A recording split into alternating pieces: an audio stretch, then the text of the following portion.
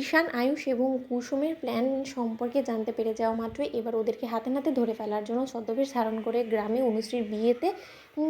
এসে হাজির হলো দেবলীনা এবং মীনাক্ষী মিলে। হ্যাঁ বন্ধুরা, ভিডিওটা লাইক দিয়ে দেখতে থাকুন। যেই মুহূর্তে কিনা দেবলীনার লাগানো লোকেরা যখন দেবলীনাকে কনফার্ম করে বলতে থাকে যে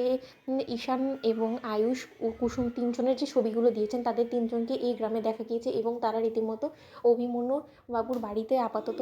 আছে এবং তার বাড়ির মেয়ের বিয়েতেই তারা অংশগ্রহণ করার জন্য এখানে আছে এবং তাদের মূলত উদ্দেশ্য কী সেটা আমার জানা নেই। ঠিক সেই মুহূর্তে যখন কিনা দেবলীনা বলতে থাকে যে আন্টি নাও, তৈরি হয়ে নাও, এমন সাজতে হবে তোমাকে যাতে বোঝা যায় যে আমরা গ্রামেরই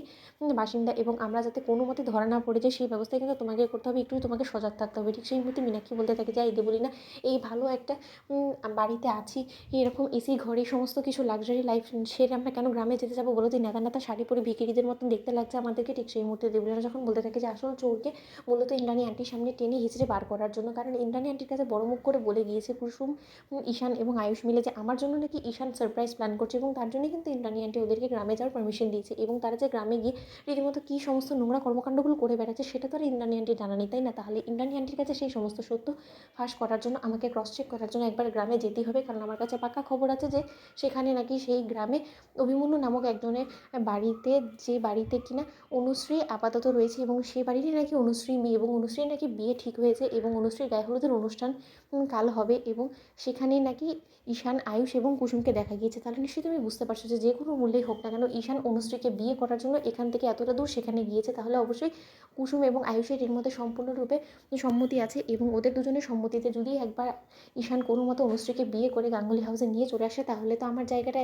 আমি আর কোনো মতেই নিতে পারবো না এই গাঙ্গুলি বাড়িতে। তাই আমার জায়গাটা, আমার অধিকারটা বুঝে নেওয়ার জন্য যে করে হোক না কেন ওদের এই বিয়েটা আমাকে আটকাতেই হবে এবং তার জন্য যত শীঘ্রই সম্ভব আমাদেরকে গ্রামে পৌঁছতে হবে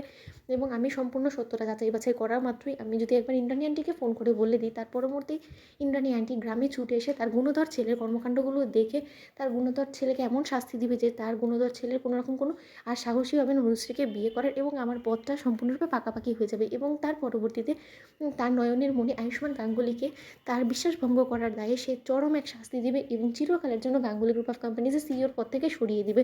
এবং তার পরবর্তীতে যদি কোনো রকম কোনো কায়দা করে কুসুম, আয়ুষ এবং ঈশান মিলে আমার পর্দা ফাঁস করার চেষ্টা করে তাহলে তো আমার হাতিয়ার, আমার ব্রহ্মাস্ত্র আছে, এই যে আমি তো অলরেডি আমার নামে সম্পূর্ণ ট্রান্সফার করিয়ে ফেলেছি, তাহলে কোনোভাবে ইন্দ্রাণী আন্টি আর আমার সত্যটা জানা সত্ত্বেও আমাকে বাড়ি থেকে ঘাড় ধাক্কা দিয়ে বার করে দিতে পারবে না এবং এতে করে আমি এক ঢিলে দু পাখি মারতে পারবো। তার জন্য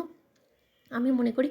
যে আমাকে সবথেকে বেশি যদি কেউ ভালোভাবে সাপোর্ট করতে পারে এই কাজে সেটা একমাত্র তুমি। তাই তোমাকে ভরসা করে আমি সঙ্গে করে নিয়ে যাচ্ছি, কাকপক্ষিত যাতে টের না পায় এবং সেখানে কিন্তু তোমাকে যথেষ্ট পরিমাণে অ্যালার্ট থাকতে হবে যাতে কুসুম, আয়ুষ, ঈশান আমাদেরকে না ধরে ফেলে। তো বন্ধুরা, কেমন শেয়ার করো, সাবস্ক্রাইব করো।